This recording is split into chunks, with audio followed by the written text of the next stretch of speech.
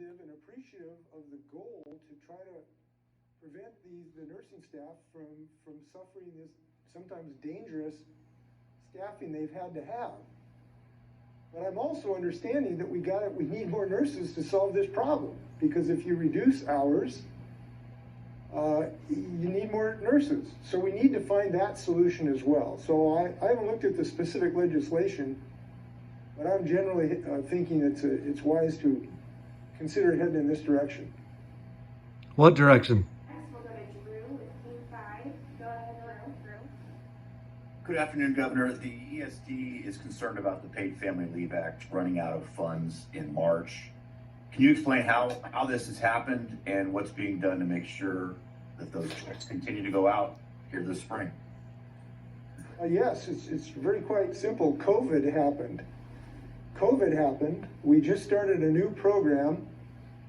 And of course, in any new program, trying to do the actuarial analysis is difficult. And then boom, you get hit by this COVID pandemic where people rush to leave to use this incredibly important benefit. And they have. And this has been a very successful program. ESD has processed 351,000 claims already. They've paid $1.5 billion in benefits to families. They've covered 35 million hours of leave. This has been a really successful program.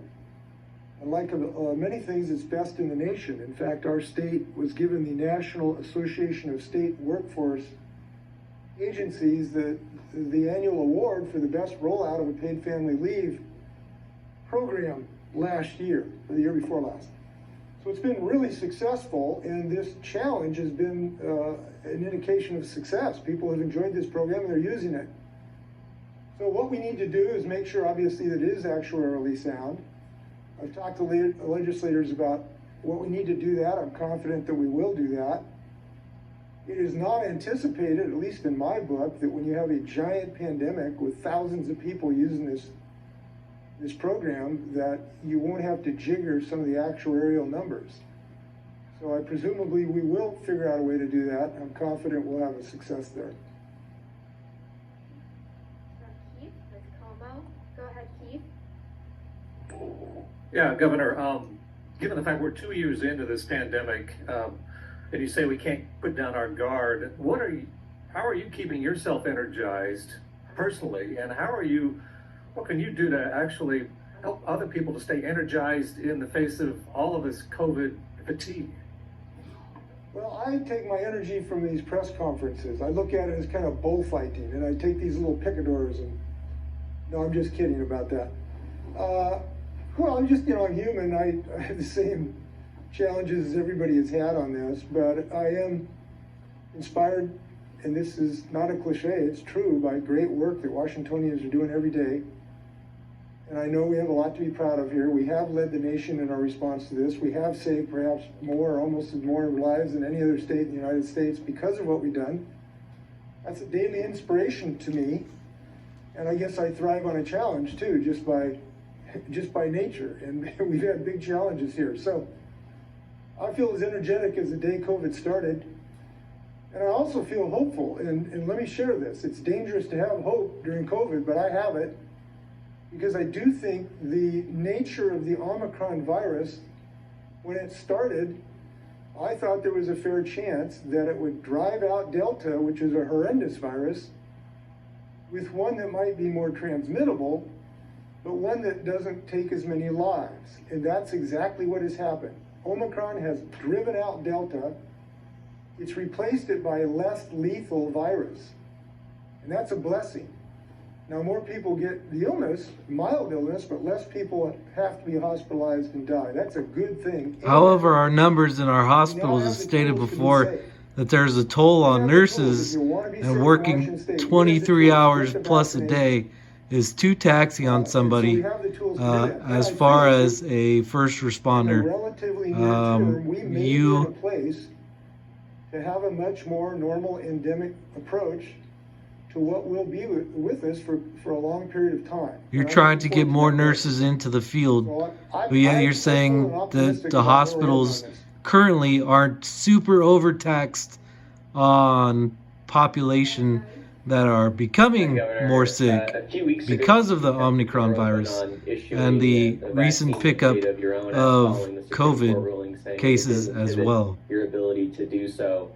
Employers in the state, some of them have been waiting for government leadership on this, not wanting to, as you said a few weeks ago, given the tight labor market, not wanting to stand out on their own. Have you given any more thought on what you might do in, addressing the frustration among some employers of having to plan for a mandate one day and then the next day unclear what the future might hold? Well, the same position I was when I talked to you about this a week or two ago. There has not been a change in our thinking about this. There's no imminent decision in that regard. I can't ever rule things out, but there's no imminent decision heading in that direction. But what there is just such a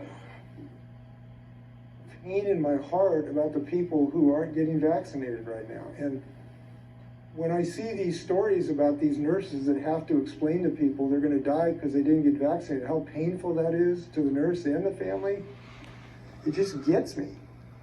And so I continue to share a sense of urgency for people to get this vaccination. I do believe these numbers are going to come down. It's highly likely they'll come down rapidly. But people still will be getting this disease that can still take your life, even though the numbers get low. So what It's I not would a say is disease, we're it's a continuing virus. efforts to share that message with Washingtonians. I hope they listen to it. Go ahead, Caitlin. Hi, Governor. Going back to the Washington Cares one, why not make it optional? Some families can't afford to pay rent right now, so they can't afford to have more money taken out of their paychecks. So why not make it optional at this point? It doesn't work. It just doesn't work. You can't make a protective policy like this built on rainbows and lollipops. You have to have a revenue stream to make it available to everyone. Wow, more money, right? Say Pay want you a more voluntary, money. means you don't want a functioning program, because you cannot make a functioning program that's voluntary. It's like Yeah, saying, you why really don't we make the can. United It's States called federal government the and people who want to Pentagon take care of other voluntarily, people. Finance, because it doesn't work. And so we all need to put it into the pot. And we all have an opportunity to benefit by it too. We can't for sure know who will, but I think that this strikes the right balance. And it's another stride forward to security for families so that everyone can share in this security. You're dope.